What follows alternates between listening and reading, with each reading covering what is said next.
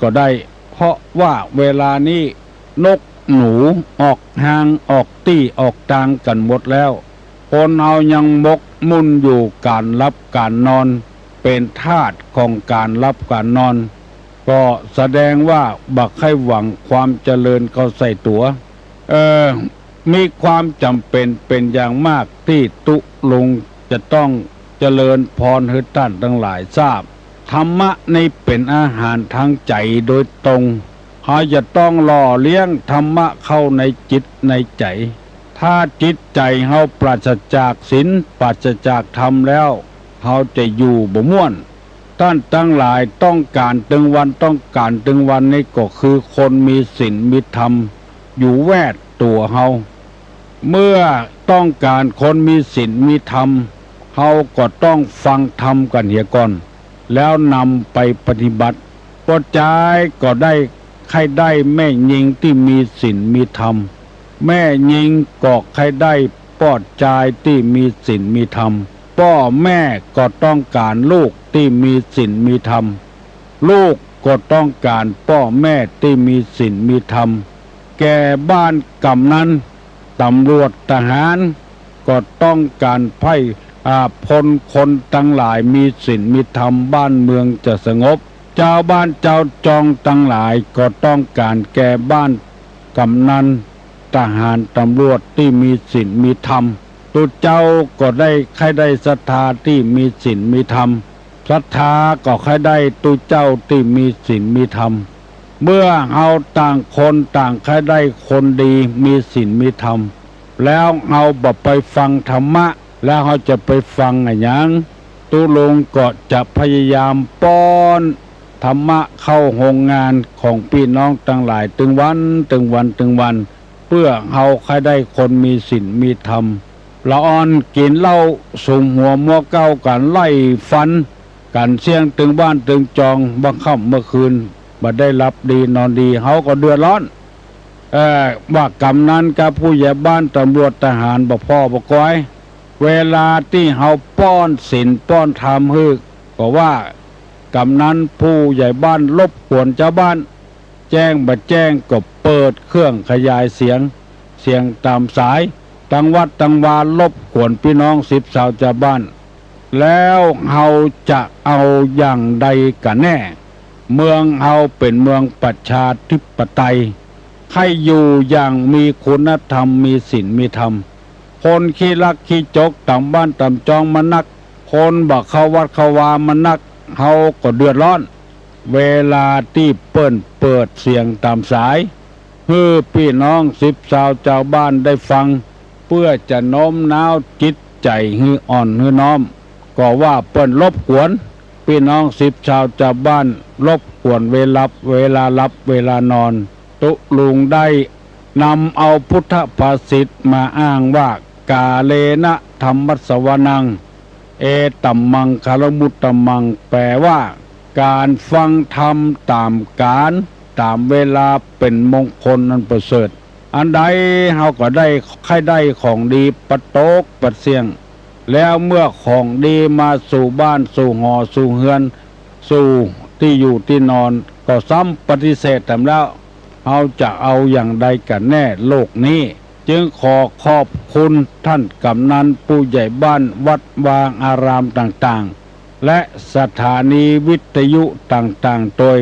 ที่ได้ถ่ายทอดเอาจุดปฏิบัติการมูลนิธิบุญญาภรณ์วัดโสภณารามออกเพื่อเผยแพร่ธรรมะคำสั่งคำสอนเพื่อคนได้ปฏิบัติธรรมพระพุทธศาสนาบ่มีนโยบายในการเผยแพร่แต่ความโลภนั้นมันบ่หายขยายกิจการออกขยายตลาดออกกลัวว่าประเทศนั้นประเทศนี้จะขยายกว้างกลัวตัวจะบตันก็เลยเกิดการฆ่าฟันบั่นแตงกันเป็นต้นอันนี้ตัวอย่างง่ายๆที่พอจะจี้คือหันว่ามันเป็นเสือที่จะกัดกินก้อนกินคนทั้งหลายโลภเอาขอบบ้านแดนเฮือนขอบตี้แดนนาอยู่ตี้เปิ้นแล้วเมินเข้าพ พอถึง20 ปีกฎหมายฮื้อแล้วว่าถ้าอยู่20 ปีแล้วไผบ่ว่าหยังฮื้อโอนเป็นของตัวได้อันนี้คือความโลภตัวได้อยู่ได้กินกับเปิ้นมาเป็น20 ปีแล้วบ่นึกถึงบุญคุณจะเอาของเปิ้นอันนี้มันบ่เสี่ยงบ่สุดความต้องการบ่เสี่ยงบ่สุดคือตัวกิเลสบ่ได้ฆ่าตัวกิเลสตัวนี้มันจึงเกิดความโลภขึ้นมา2ความโกรธความโกรธนี้มันเกิดจากบ่มีเหตุบ่มีผลบ่มีต้นบ่มีปลายมันเป็นกิเลสอย่างหนึ่งนอนเนื่องอยู่ในสันดานจิตใจพอกึดใจได้ก็โกรธไผว่าเฮ้ยอย่างน้อยก็โกรธบ่พอใจต่อใดก็โกรธหมู่เนี้ยมันเป็นกิเลสนอนเนื่องอยู่ในสันดานเหมือนกับรถที่เดินไปดีๆนะไปประสบอุบัติเหตุมันเกิดมันเกิ้งอนาคตไปเหี่ยประตกประเสี่ยงแล้วข้อต่อไปเป็นเสือตัวหนึ่งที่มากัดก่อนกินจิตกินใจคือความหลงงมงายหลงเล่นการพนันหลงยาเสพติดชนิดต่างๆอนาคตจะได้เปิ้งประอาศัยกับการเล่นการพนันอนาคตจะฝากไว้กับการดื่มสุรายาเมายาเสพติดต่างๆในที่สุดเอาตัวบ่ฮอดหมู่นี้เป็นต้นอันนี้เป็นเสือตัวใหญ่ขอขอบคุณกับพี่กับน้องกุคนเนอร์ที่ไว้วางใจให้ตุลุง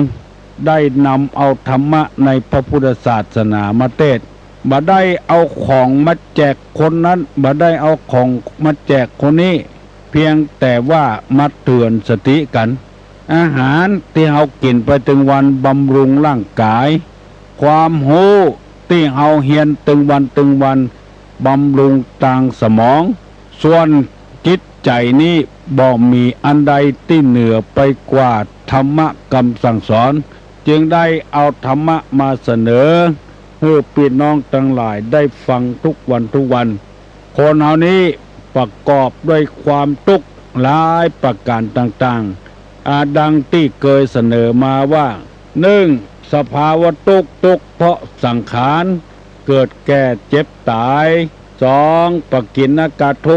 กข์มันจรขึ้นมาคือความโศกเศร้าเสียใจ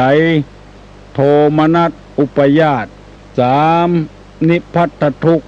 เหนืองนิดทุกข์เพราะหนาวทุกข์เพราะร้อนทุกข์เพราะบอกความพอใจอย่างใดอย่างหนึ่งหรือทุกข์เพราะปวดอุจจาระปัสสาวะข้อที่4พญาธิทุกข์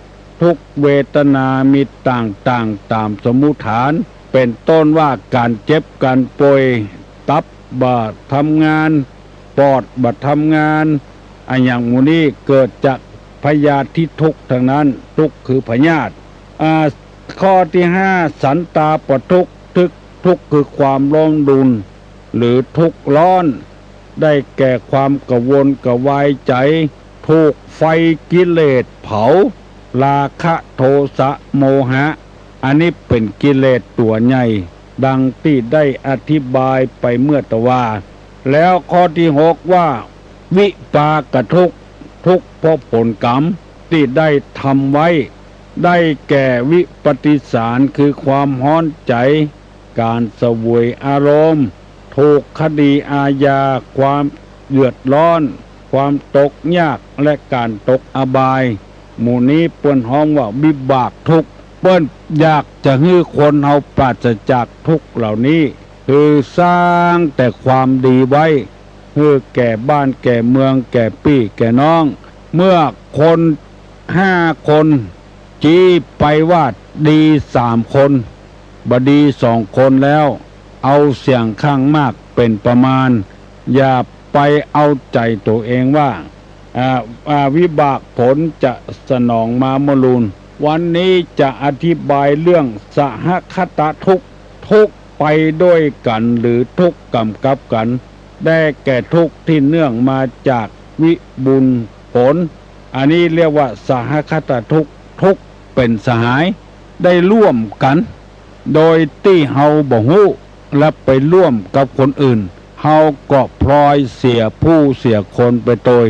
สมมติว่าเฮาเป็นคนดีแล้วไปโดยคนที่มันมียาเสพติดตัวพอจับได้เปิ้นก็จับถึง2 คนเฮาเปิ้นก็จับไว้หันก่อนเพราะเหตุว่ามาต่อยคนกับยาเสพติดมันเป็นสหายกันเป็นเพื่อนกันอันนี้ก็เกิดความทุกข์มานอนหลับบ่ฮู้นอนคู่บ่หันก็พลอยเดือดร้อนโดยเปิ้นหรือว่าขอฝากรถไว้สักวัน2 วันเปิ้นเอามาฝากพอเปิ้นมาโคนได้บ้านเฮารถที่เปิ้นมาฝากเป็นรถที่เปิ้นลักเอามาไปจี้ไปปล้นเปิ้นมาฝากเฮาก็พลอยเป็นทุกข์ไปโดยอันนี้ทุกข์ของคนในโลกนี้เพราะฉะนั้นพ่อแม่พี่น้องศรัทธานาบุญทั้งหลายไผตึงบ่พ้นจากทุกข์นี้ได้สักคนแต่ว่าในทางพระพุทธศาสนามีวิธีเดียวนั่นก็คือเมื่อทุกข์เกิดขึ้นมาเราต้องทบทวนเสียก่อนว่ามันเป็นความจริงแค่ไหนถ้ามันเป็นความจริงเราก็ยอมเอาทุกข์นั้นไว้เหี่ยมันก็หมดเรื่องถ้าเราปฏิเสธปัดกันไปปัดกันมามันก็บ่ว่างูจะแล้วสักเตื้อหมู่นี้เป็นต้นสหคตาทุกข์นี้เตื้อเราอยู่คนเดียวอยู่จัดดีมีไผ่คนใดคนหนึ่งมาอยู่กับเราแล้วมาสร้างชื่อสร้างเสียงตี้บดีคนบดเดียวนี้เปิ้นบ่ใจมองกันเฉพาะตัวไผ่ตัวมันหลานของผู้แทนราษฎรไปลักรถเปิ้นทั้งที่บ่เกี่ยวกับสสบ่เกี่ยวกับผู้แทนราษฎรทั้งน้อยหนังสือพิมพ์มันลงเต็มหน้าเลยมันว่าหลานของสสไปขโมยรถยนต์ของคนอื่นหมู่นี้เป็นต้นอันเนี้ยเป็นสหคตาทุกข์วัดเอาอยู่ดีๆแล้วก็มีตุเจ้าที่ไหนที่เบามาอยู่โดยก่อกรรมทำชั่วหนังสือพิมพ์มันบ่ได้บอกว่าพระองค์นั้นทำความชั่วฉะนั้นจะนี้มันบอกว่าพระในวัดนั้นวัดนี้ซึ่งมีพระองค์นั้นเป็นเจ้าอาวาสได้ไปโกงไปช่อเปิ้นมันลงอย่างนี้เพราะฉะนั้นในพระพุทธศาสนาอันนี้เป็นห้องเปิ้นว่าสหคตทุกข์คือเป็นสหายกันเป็นเพื่อนเป็นพ้องกันอันนี้ก็เกิดทุกข์ขึ้นมามันมี108,908ประการด้วยกันอันนี้นำมาเสนอให้พี่น้องทั้งหลายว่าเมื่อมันเกิดจะอี้ขึ้นมาเฮาบ่ต้องบ่นแล้วว่ามันเป็นเว้นเป็นกรรมอย่างของเฮาบ่ต้องบ่นเพราะเหตุว่าความทุกข์ต่างๆมันจึงมีประจำถ้ามาถูกเฮาก็โดนถูกคนอื่นก็โดนบางทีเฮาหมายมั่นปั้นมือลำไปอย่างที่ว่าลูกจัดดีเฮียนเก่งกำลังได้เข้าทำงานได้บักกี่เดือนรถไปจนตายพ่อแม่หมายมั่นปั้นมือไว้จัดหนักก็ไปตายเสียก็ทำมือกระวนกระวายเกิดทุกข์เมื่อเขามี2 คนผัวเมียเขาก็บ่ต้องเดือดร้อนกับลูกกับเต้าเมื่อลูกเต้าเกิดมามันเป็นเผ่าพันธุ์เดียวกันเขาก็มีความจำเป็นเขาต้องร่วมมือกันเอาเหตุผลว่าแถมกรรมหนึ่งเรียกว่าสหคตาทุกข์มันจรมาทุกข์มันเปิดเกี่ยวกับทุกข์กำกับกันทุกข์ที่มาเนื่องกับวิบุญผลต่างบอกออกไม่ออกศรัทธานาบุญทั้งหลายอยากจะใกล้ฮื้อทุก10ประการนี้มันจบไปแต่มันบ่จบง่ายๆแล้วข้อ8ข้อต่อไปเนี่ยเป็นว่าทุกอาหาระปริเยทิทุกในการทำมาหากินได้แก่อาชีพทุกคือทุกในมันตึงอยู่บ่ได้แล้วมันจำเป็นจะต้องเสาะว่าหากินถ้าเฮาบ่เสาะว่าหากินไผจะมาเลี้ยงมาพอกควายเฮาเต่าตายอันนี้เปิ้นฮ้องว่าอาหาระ ปริเยศที่ทุกเพราะการเสาะว่าหากินเพราะฉะนั้นจะต้องมันต้องขยันอย่าไปเกียจจะไปค้านเพราะธรรมชาติสร้างหูไว้ตาไว้สร้างติ่นสร้างมือไว้ถ้าเฮาบักขยันบักจ้อยกันแล้วอนาคตไปหน้าเฮาจะเอาอย่างมากินเรียกว่าอุปโภคและบริโภคอุปโภคนี่คือของใจเป็นต้นว่าเสื้อผ้าห่อเฮือนเดือนดาวยารักษาโรคนี้เรียกว่าอุปโภคเฮาก็จำเป็นต้องมีไว้เสาะหาไว้เพื่อมาปิดร่างกาย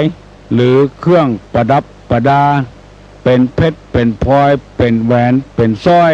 หมู่นี้จำเป็นต้องหาไว้เพื่อคัดอกคัดใจมาต้องการบริโภ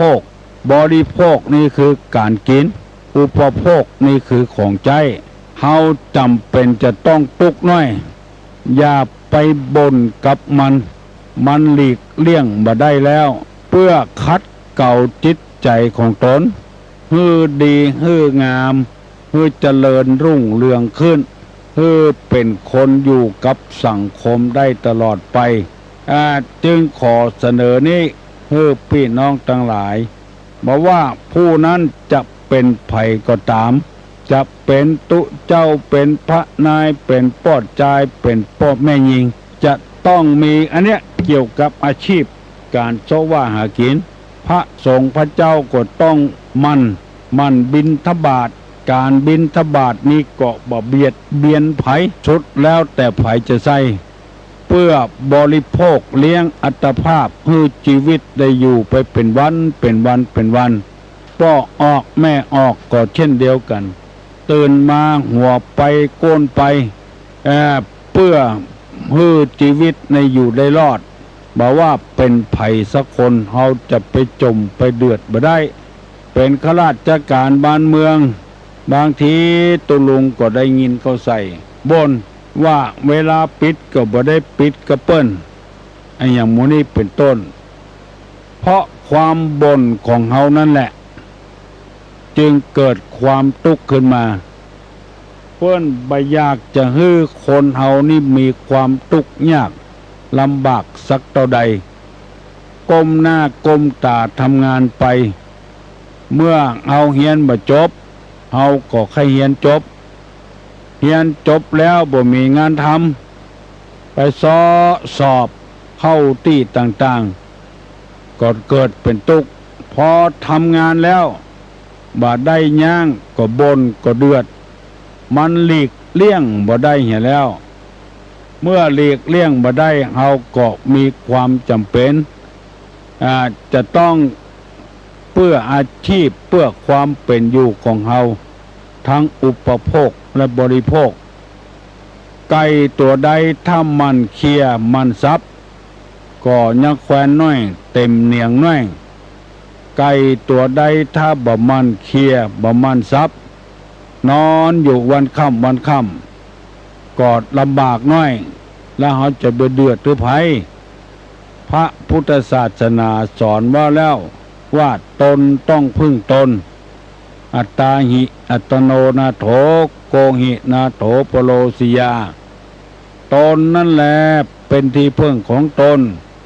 คนอื่นใครเล่าจะเป็นที่พึ่งได้เวลาเจ็บเวลาป่วย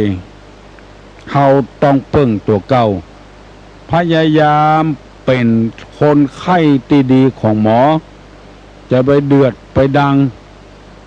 หมอเปิ้นบ่ใจมีคนไข้คนเดียวกล้าเฮาพยายามเป็นคนไข้ที่ดีของหมอไปโดนไปบ่นไปเดือดพอหน้าเปิ้นกับบ่ใจปี้เฮาน้องเฮาก็เฮาทำตัวของเฮาให้ดีที่สุดว่าง่ายสอนง่ายเป็นมงคลของชีวิตทั้งนั้นพยายามจะนำมาเสนอกูเจ้าตั้งแต่6 โมงถึง7 โมงถ้าบ่เจ็บบ่ป่วยบ่มีอันหยังมาคัดมาขวางก็ขอพี่น้องทั้งหลายพยายามตั้งใจฟังอยู่เรื่อยๆ แล้วก็เป็นธรรมดาเฮาบ่เนี่ยหยังเฮาก็เดือดร้อนบ่มีหยังกินบ่มีหยังใจงานบ่ลุดหน้าเฮาเนี่ยหยังลงไปมันก็เป็นธรรมดาย่อมมีอุปสรรคจะเอากล้วยสักแก่นหนึ่งก็ต้องตัดไม้จักตอกเหล่าตอกแล้วมาสารมันก็ต้องมีอุปสรรคมีดเข้ามือพ่องเสี้ยนปักมือพ่องกูยางมันจึงมีอุปสรรคกูยาง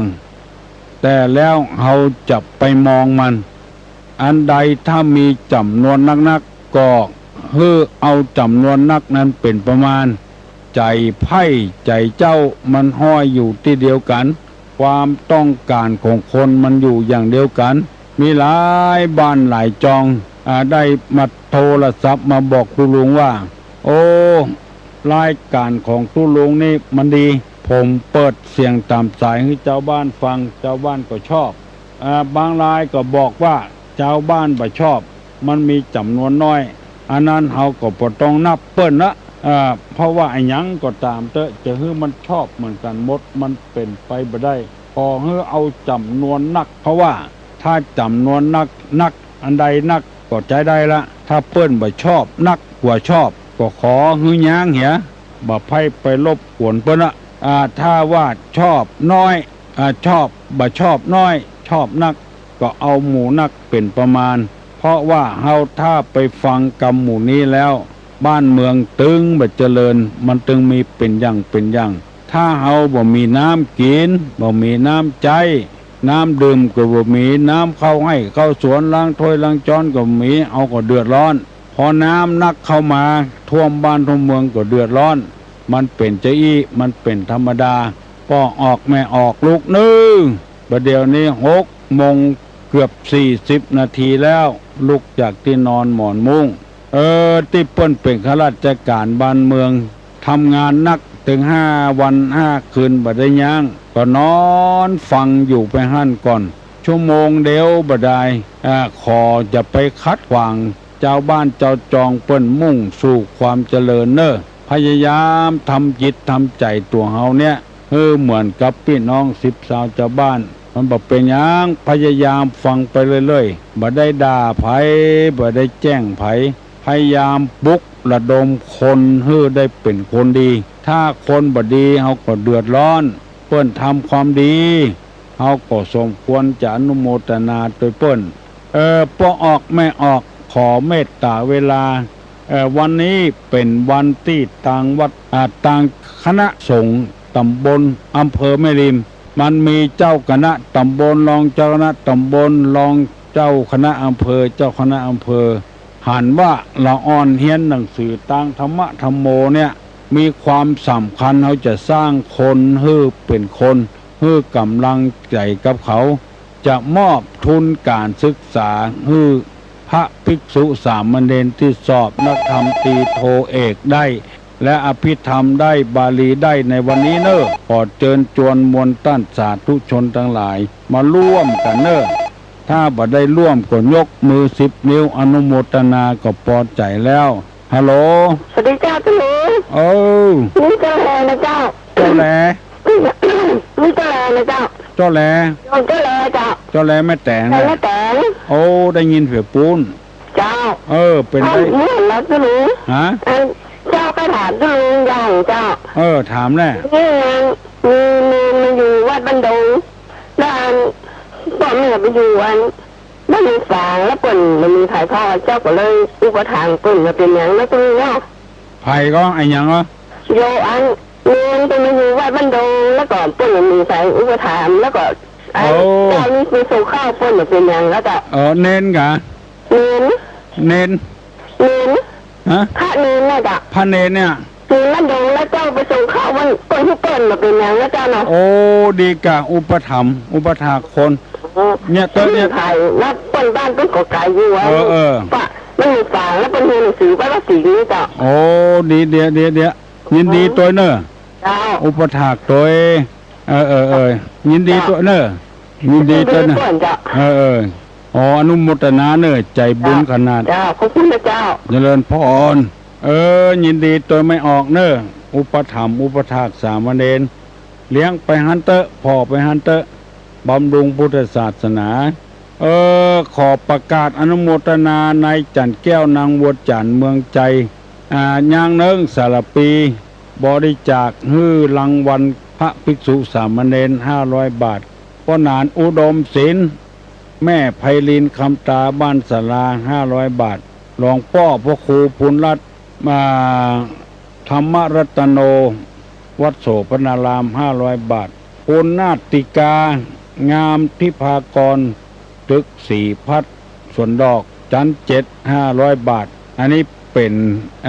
ทุนการศึกษาของนักเรียนแม่นงนุชโยธาวังร้านอังคารเภสัชบ้านตาข้ามแม่เหียบริจาคตะวานี่3,000 บาทแล้วก็อาจารย์แพทย์หญิงวนิตามนัสการสีพัดจัน7 200 บาทขออนุโมทนาโดยเจ้าหน้าที่ตึกสีพัดจัน7ส่วนดอก100 บาทแล้วก็ชัยพัดแล้วก็ออนมณีพัทธิภากร500 บาทร้อยเอกพัดทรทองดีจ่า10 เอกวิชาญสนคติ500 บาทแม่น้อยจิตใส100 บาทแม่บุญสีมา200 บาทแล้วก็บานเย็นสำเนียกบ้านศาลา200 บาทนายสวัยนาง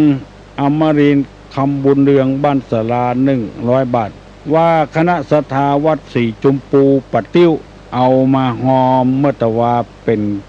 รางวัลหน้าอ่อนที่สอบได้ 1,000 บาทแม่อวนและนางสิรัญญาสุนทรอบต.ดอนแก้ว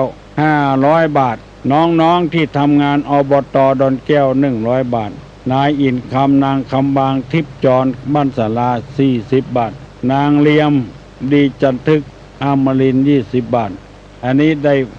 ไม่ได้เอามามอบให้ตุลุงผ่านตุลุงแล้วขออนุโมทนาเป็นอย่างมากที่ท่านทั้งหลายมีจิตศรัทธาอย่างเลื่อมใสวันนี้กินข้าวงายแล้วเนอะแล้วทราบข่าวว่าทางสถานีวิทยุพระพุทธศาสนาจะถ่ายทอดโดยเนอะวันนี้นะฮัลโหลนมัสการเจ้าเจริญพรตุลุงต้องออกเยอะตลอดคนที่มันฟังหูเรื่องมันเป็นคนใจบอดเนาะจังประเดบอกท่าว่าอันแล้วไปได้ค่ะต้องออกเยอะตลอดเป็นอย่างย่างมันเนาะจังมันเจ้าบอกว่าอย่างละว่าอย่างก็มันมีอันนี้จะย่อเรือว่าเดียวนี่โอ้น้องได้ค่ะฟังทุกมื้อด้วยนี่เจ้าเปิดตั้งแต่ลูกวัดมาแล้วเดี๋ยวนี้ไปวัดมาละเจ้าเปิดถึงวันแหละเปิดถึงวันนะยินดีเนอะตี4น่ะฟังวัดหลายสายหินตี5ฟังหาสนุกน่ะ6ก็หังตุลุงเนาะตลอดเลยยินดีตัวเนอะหุ่มเนอะเจริญพรเขาบอกว่าอย่างการละมันบ่สร้างสรรค์น้ำลายอยู่ในปากเขาบูซึกอย่างทมไปแล้วเอามากินแต่มันก็เหม็นก็เน่าบอกเอาละอันนี้บดีบ่งามฮัลโหลตุลุงนะครับเจริญพรอันนี้เรียกว่าสถานตุลุงนี่ลูกลำปูนนะครับลำปูนปุ่นแหละครับขอเป็นกำลังใจให้ตุลุงเคยแพ้ไปนักเยอะก็คนก็หันดีตัวนะครับหันดีเป็นจำนวนมากมันดีลุงเอาฟังแล้วบางทีมันโคนมันเกลียดมันชุกที่ขึ้นมาไก่มันก็สงบไปสงบกะเอาธรรมะเนี่ยมาแต่งอกแต่งใจเนาะครับ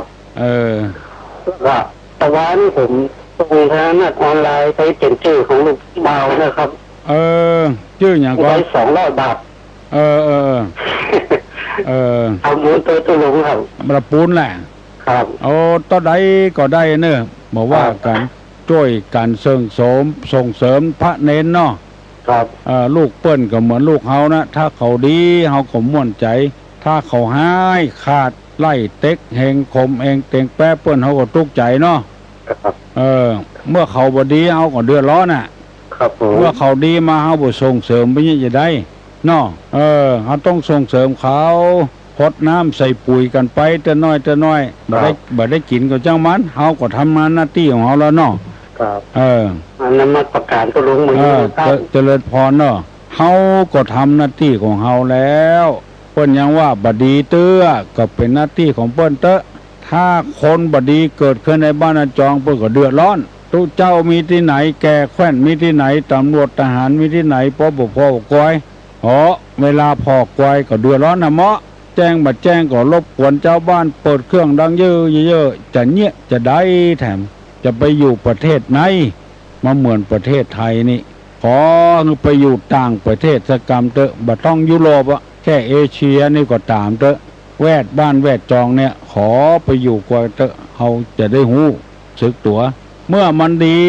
เขาก็ต้องอนุโลมให้แก่การพ้องจะไปลุกอำนาจแก่ความอยากที่เกิดขึ้นปัจจัยเป็นการรบกวนพี่น้อง10ชาวบ้านเพื่อนเอาของดีมาฮื้อบางครอบครัวก็โทรศัพท์มาบอกว่ายินดีกับตุลุงเนอะแต่ก่อนเปิ้นคว่ำถ้วยไว้บ่เดี๋ยวนี้ตุลุงมาหงายครอบครัวมีความสุขอยู่ด้วยกันมีความสุขหันอกหันใจตุลุงก็ดีตัวฮัลโหลใครนมัสการเจ้าตุลุงเจ้าเจริญพรถามคำถามนะเจ้าถามมามันจะอยู่ในหมวดอริยสัจสี่คำสอนของสัมมาสัมพุทธเจ้านะเจ้าแต่บางถามตุลุงนะเจ้าใครถามว่าทำบุญทำทานสปาวตารเจ้าแต่เขาไม่ต้องได้ซื้ออย่างมาตานเจ้ามาตานด้วยใจของเขาเองอยากให้แต่มันก็ได้มหาบุญมหากุศลนะเจ้าอยากให้รู้ว่าบุญนั้นคือตานนั้นคือตานอันอย่างนะเจ้าเจ้าดนใจประแดดนะเจ้าตุลุงเจ้าดนใจประแดดแหละเจ้าฟังตุลุงทุกวันเจ้ายินดีเหมือนนึกประฝันว่าจะมีคนดีเกิดขึ้นประแดดดนใจเข้าใจดีเนาะตาลบ่ต้องเสียเงินเสียทองตาลอย่างประเสริฐบ่ต้องเสียเงินเสียทองตาลไอ้หยังเป็นตาลที่ประเสริฐบ่ต้องไปเสียทรัพย์สมบัติตาลเขาของเงินคำไอ้หยังต่อใดบ่ต้องเอาเสาวิหารเป็นต้นบ่ต้องเอาเจ้าฟ้าปันลมเป็นอันประเสริฐยิ่งตาลนั่นคือตาลไอ้หยังเอาไผได้ตอบมาเนอะให้ได้เจ้าพุทธที่มีความเข้าใจในธรรมะธรรมโมอีนัก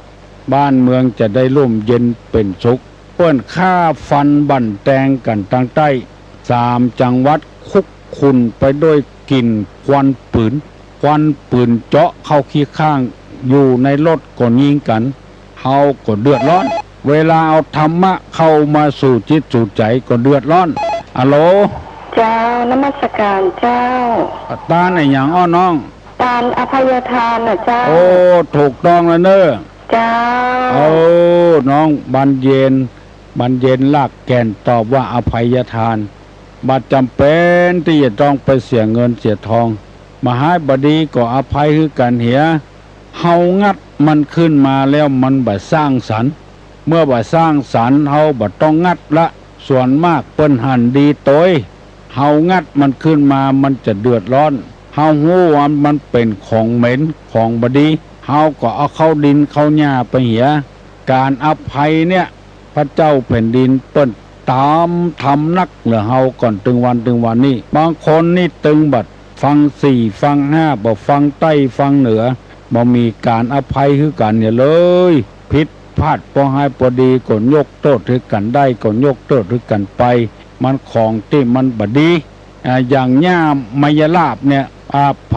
ก็บ่ชอบบ่สู้มันก็เกิดขึ้นมาจนได้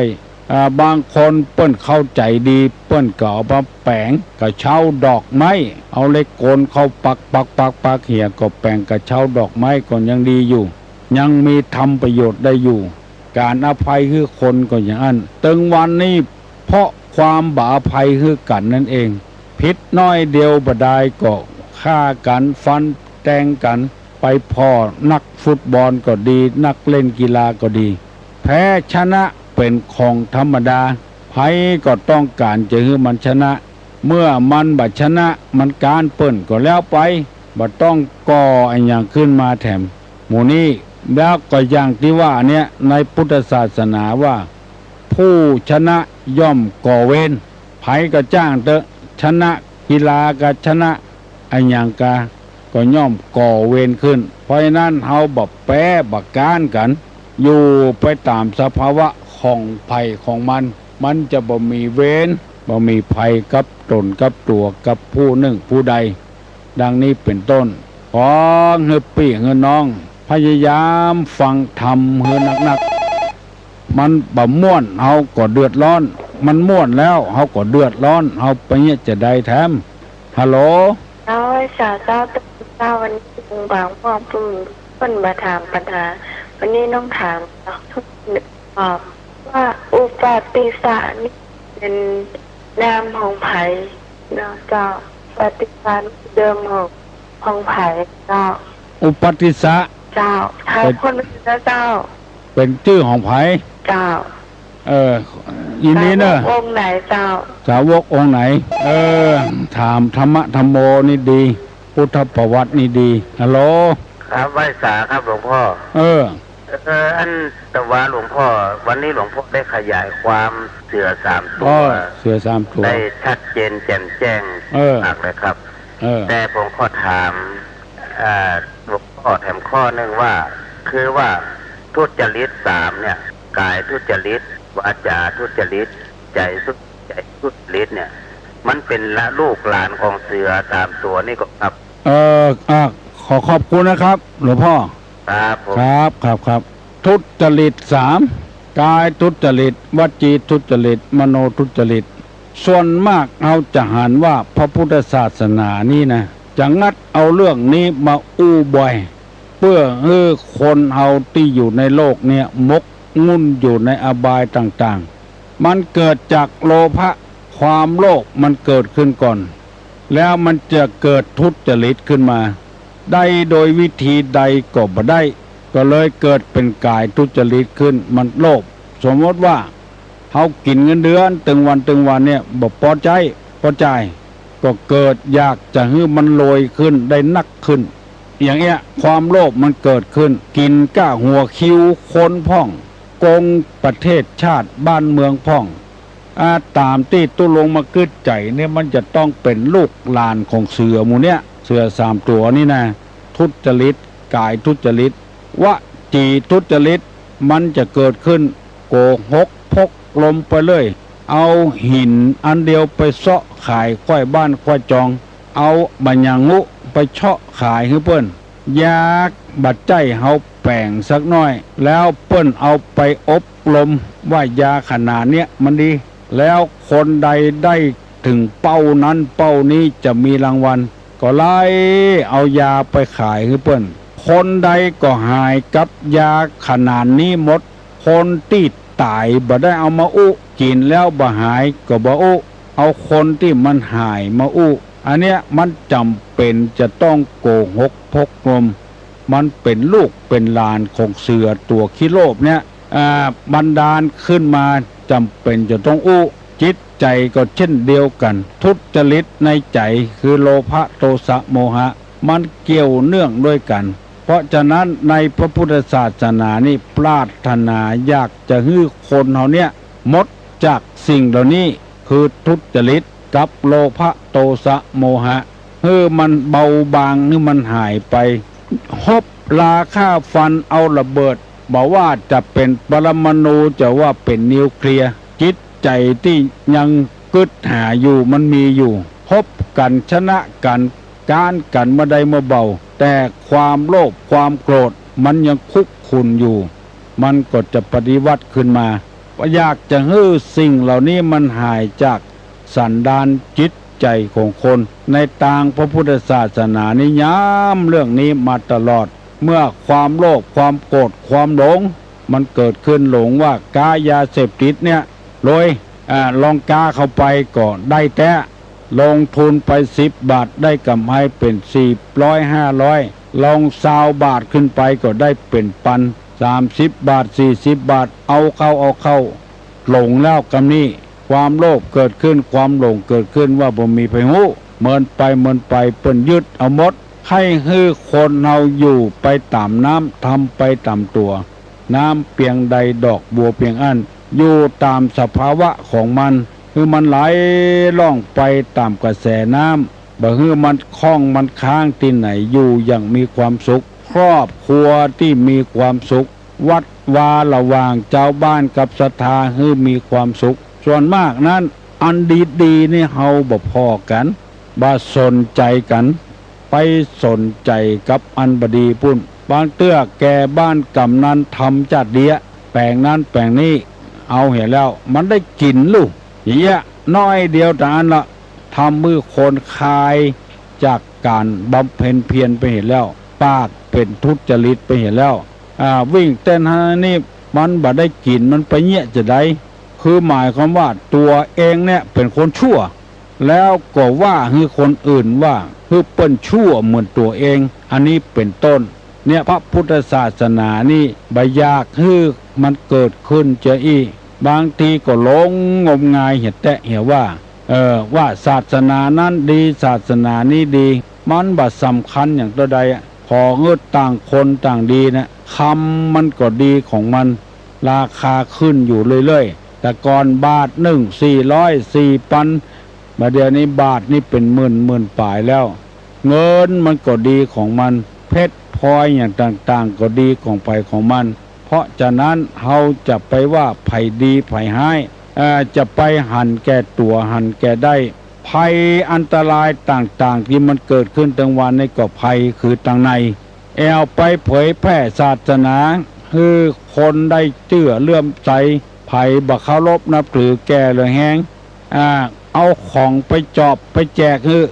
จนคนติดวัตถุก็ลงเข้าไปแล้วก็ตัดปี่ตัดน้อง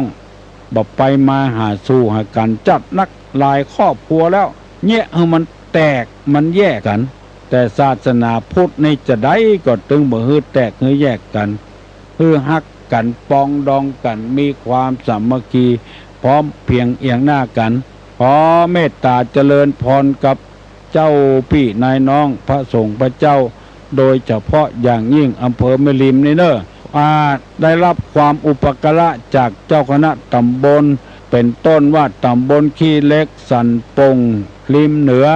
ตำบลห้วยทรายสะลวงตำบลป่งแยงแม่แหลมตำบลแม่สาตำบลดอนแก้วตำบลริมใต้ตำบลริมเหนือตำบลเหมืองแก้วเปิ้นเจ้าคณะตำบลแต่ละตำบลเปิ้นจะเอาโฮงทาน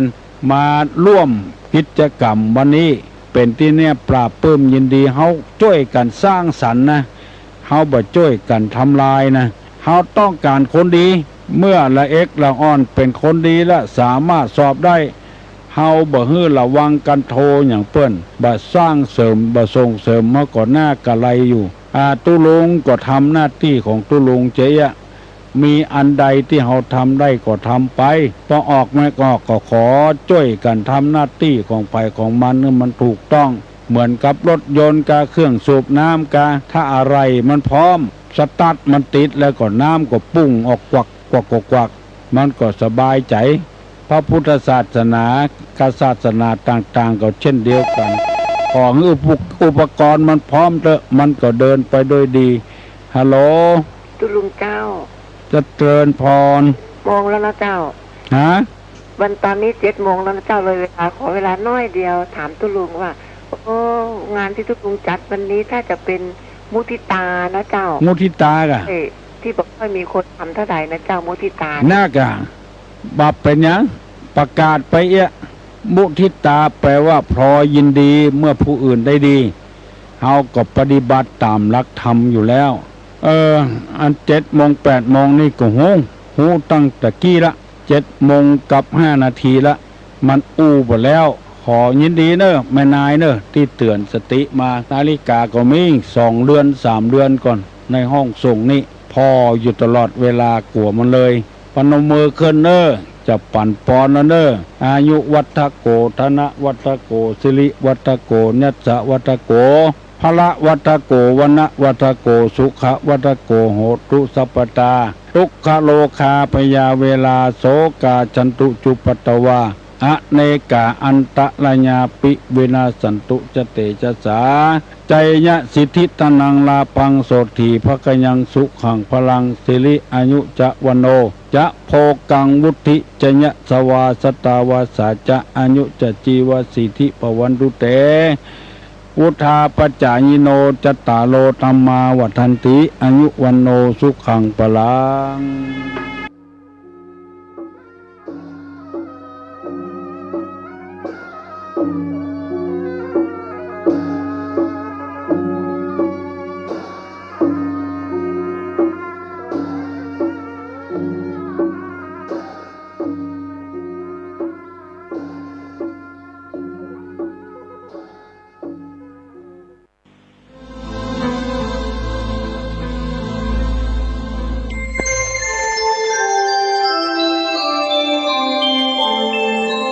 ขณะนี้ท่านกำลังฟังสถานีวิทยุกระจายเสียง FM 104.5 เมกะเฮิรตซ์